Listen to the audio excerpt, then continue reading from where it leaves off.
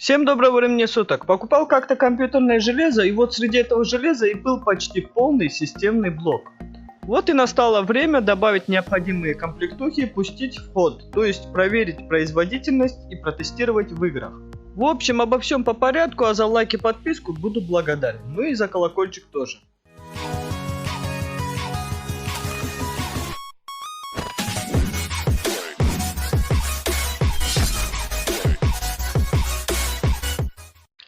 Системный блок на сокете AM2+, с процессором на борту AMD Athlon 2 X2 255 на 3,10 ГГц, соответственно на 2 ядра. Кэш первого уровня 128 кБ, второго уровня 1 МБ, а третьего уровня нет. Техпроцесс 45 нанометров и рассеиваемая мощность 65 Вт. Материнская плата от HP M2N68LA с поддержкой оперативной памяти стандарта DDR2 в 2 слота для 2 каналов. Есть встроенная графика NVIDIA GeForce 6150 SE с частотой 425 МГц, а вот объем так или иначе зависит от оперативной памяти. Видеокарта дискретная от NVIDIA GeForce GT 240 на 1 ГБ с частотой 550 МГц на 128-битной шине, стандартная офисная карта. Оперативная память 4 ГБ, и ровно столько материнка ее и поддерживает. Понятное дело, две планки по 2 ГБ, так как больше слотов и нет. Блок питания свой оказался неисправен, и поэтому я поставил туда от Xgate XP 450 на 450 Вт по 12-вольтовой линии 350 Вт. Также в системе не было и жесткого диска. У себя подходящий для этой системы я увидел на 160 ГБ, его и установил. Охлад на камень стандартный, тут большего и не нужно, и сборка изначально была полностью фирменной, так как в комплекте шел и монитор от HP. В общем, пока перечислял все характеристики, я все почистил от пыли и заменил термопасту, и вот он готов к установке операционной системы. Но для начала необходимо зайти в BIOS, посмотреть его настройки и соответственно накатать в винду, в общем подготовить к продаже. Записывал на этот раз все не на свою карту захвата, а на камеру, просто потому что на видеокарте не было HDMI выхода. Это в принципе-то и не проблема, если есть конвертер или переходник с DVI или VGA, которых не было также в наличии. В общем, карта захвата просто отличная вещь, не только делает захват с экрана, но и стримит, без потери производительности. На нее, имея в виду на ту, которой я сам пользуюсь и делал обзор, оставлю ссылку в описании, вещь отличная.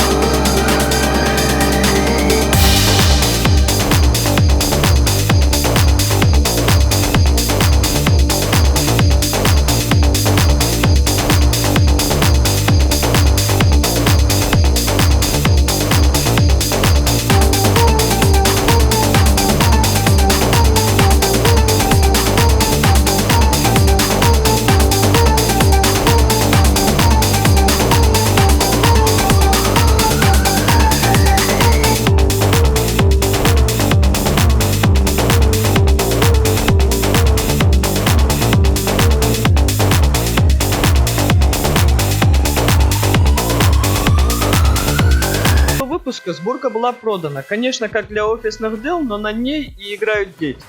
На что она способна, мы уже поняли, и думаю, результат для такой старой системы довольно-таки неплохой. Пишите комментарии, что вы думаете по этому поводу, ставьте лайки и подписывайтесь на канал. Вам не сложно, а мне будет приятно. Этим выпуском я хотел показать, что практически каждая система находит своего хозяина, и для кого-то ненужный комп может быть полезен другому. А на этом мой выпуск подошел к концу, я с вами прощаюсь и до скорых встреч. Всем удачи и хорошего настроения.